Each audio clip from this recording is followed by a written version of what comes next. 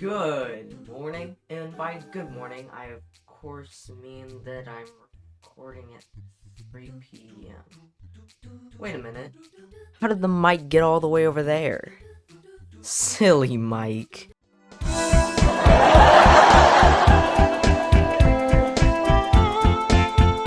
Also, some people said you should try shorter videos, and I thought, okay, will do. So I made one short video, and now I'm back to long videos.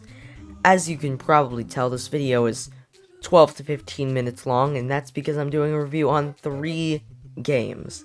Yes, this is an actual review for these 3 games because I have no nostalgia for these games. So with that most likely shorter than usual intro, let's just jump. See, it's funny because I cut off the original saying by instead ending it with one of the key fundamental mechanics of these 3 games.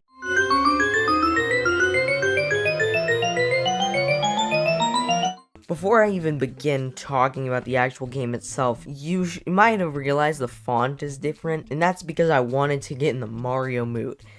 I also couldn't find the amazing updated font that is used in this collection, so might as well use the old one. Anyway, this is the only game I have played before I got this collection came out, and that's only because I played it with, and this is not a joke, the Wii Virtual Console version on my PC with a PS4 controller. So if I clicked the light bar, it would bring up the Wii menu, so it wasn't really the ideal experience. So I was excited to get this full Super Mario 64 experience, drifting Joy-Cons and all.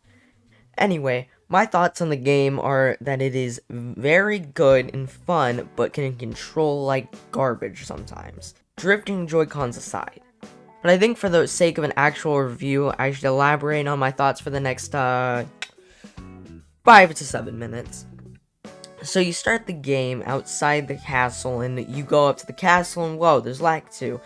And you've already heard all of this. It isn't new. It's a classic game many people love, and I also love. Once you get into the levels, it's pretty easy to know where you're going, and we'll get back to that later. And these levels are iconic and really fun, like Bob-omb Battlefield, Whomp's Fortress, which was so iconic it was remade in Super Mario Galaxy, Big Boo's Haunt, Dire Dire Docks, Jolly Roger Bay, Cool Cool Mountain, Hazy Maze Cave, Wet Dry World, Tiny Huge Island, Lethal Lava Land, the Bowser levels, and I pretty much named all the levels in the game. Even though the controls can be more slippery than the screws holding this mic up sometimes. Oops, let me tighten that up before I go farther into that sentence. Anyway, even though the controls are slippery and the game has the camera work of a Bigfoot sighting video, I love it. Let me go more in depth into why I love it despite these things. The level design is honestly great and very fun to play, but sometimes levels can feel a little empty. When you go into a level, you have choices on what you do in the level. Because even if you choose a specific star, you are still able to get the other stars in the level. I don't even mind having to do exactly the star I inputted as long as it's linear. I wish some other game did either of those 2 things. Anyway, the music is so good, and a lot of it is very iconic, such as Jolly Roger's Fortress is absolutely iconic. The music, the level in general, the thwomp grunting noises, everything. But what about those boss fights and enemies? So there's the obvious ones like Goombas and Thwomps and Bullet Bills and the usuals. I also love the new enemies like Whomps, those eye things you spin around, in the most welcome addition, the trauma-inducing piano. Anyway, I hate the controls for killing Bowser. It just doesn't feel right. It looks so easy to do, and then you actually try it, and then it takes 6 tries, and you're like, why does it look so easy? Anyway, let me stop rambling on about my case of Babavka and talk about spooky Super Mario, such as the spooky Wet Dry World background, the aforementioned trauma piano, and the weirdly detailed death screens. Like, why do you suffocate in Hazy Mazy KZ and drown in a disturbing way in the water levels? It's a little weird to put in a children's game, but whatever. I'd give Super Mario a solid 14.5 out of 17. Anyway, that's pretty much my review, but I think I missed some things that were pretty important, but I can't exactly remember. Oh! Obligatory, every copy of Super Mario 64 is personalized joke. Just kidding. The only copies that are personalized are the Wii Virtual Console and original versions. The Shindo versions, it never has or will exist. Anyway, now that I got that obligatory joke out of the way, it's that time.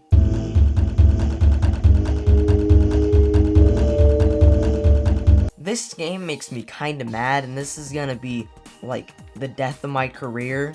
You know, all 21 subs or whatever. But, in all seriousness, if I were to have played this as a kid, I would have never been able to figure out what to do.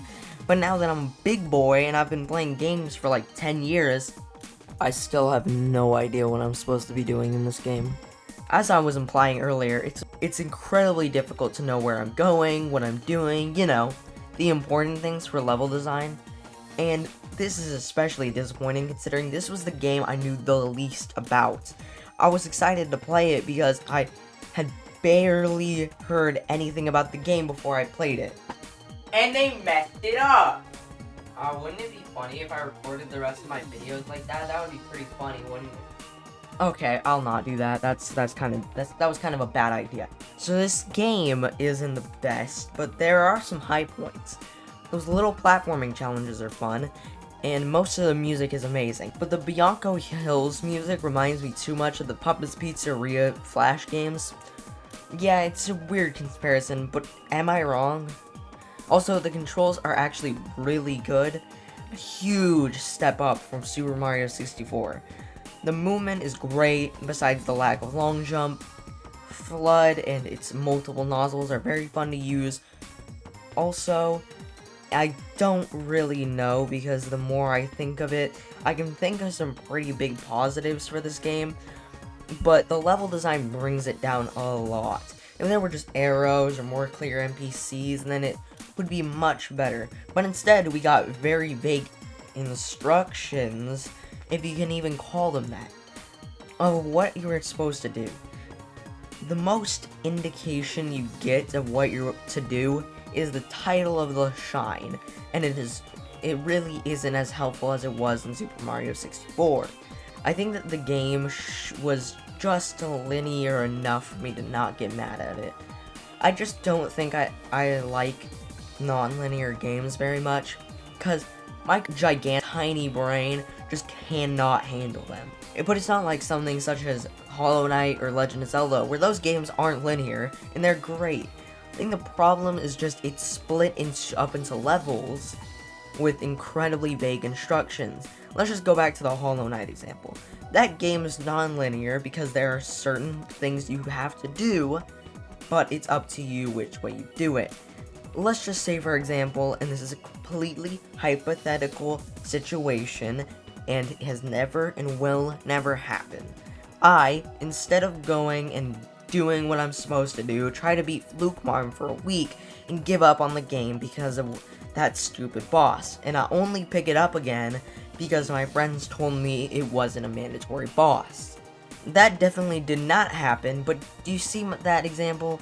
It's my choice what I want to do in the game and what order I do it, even though there is a vague order to which you have to do those things in. But in Super Mario Sunshine, you have an order you pretty much have to do things in, yet those levels are unclear in what you need to do inside of them. It's kind of like a linearity limbo, where it has linearity but not nearly enough. Anyway, I'd rate this game 15 out of 26. See, this is the part where I say something clever to end this segment, but I honestly can't think of anything, so let's just look at the game that responds to all of my complaints from this one.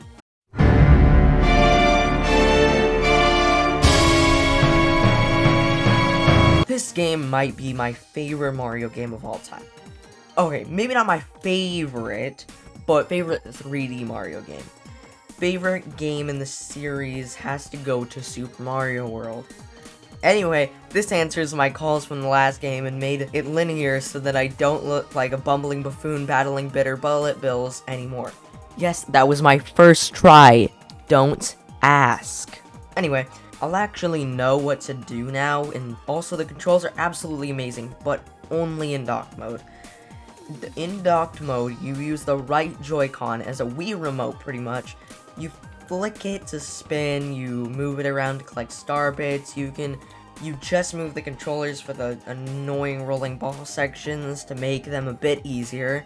But handheld mode is limp and soggy like a bowl of depressed cornflakes, and it makes me never want to play it in handheld mode. And that's for several reasons. You have to use the touchscreen to get star bits, you have to move the entire console on those rolling ball sections, making it even more difficult than usual. But despite the fact that I can't play the game in handheld mode unless I want to have a bad time, this is amazing. I think I played this game last out of the three, and I've definitely played it the most by far. It's honestly a game that is an amazing idea. It is limitless in what levels can be about. You can make a galaxy about bees, clouds, that one song from SpongeBob about tying your shoes, or you can disregard all the positives in this game and play Sweet Sweet Galaxy. I mean, they made a sequel because the idea was so good. I mean, the sequel did a stupid and decided to leave when they did casting for this game. Well, actually, Galaxy 2 and 3D Land are on a merry little vacation to Disneyland Paris for the next, forever. But that's cool. I definitely didn't want to play 3D Land in HD or anything like that. Anyway, I know I went on a little bit of a tangent there, but let's talk about some other things I like about the game. The controllers are amazing, and as long as you're in docked mode, it's very fun to flick the controller to spin. Honestly, the motion controls feel much more natural than I thought they would.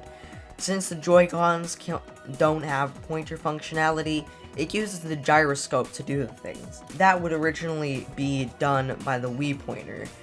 It is also made so that whenever you press R, you can reset the position of the pointer to the center.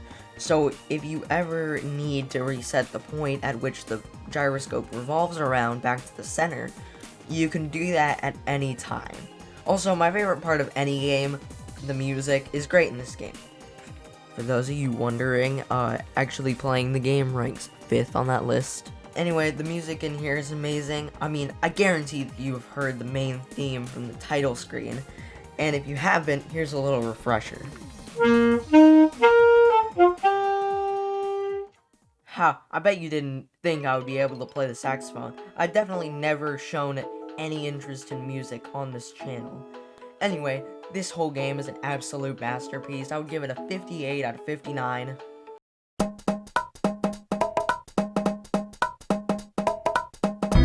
I don't really know how to end this video, except thanks for watching me ramble on for around 12 to 15 minutes about games everyone's already talked about, but I just wanted to give a unique view on this whole Super Mario 3D All-Star situation.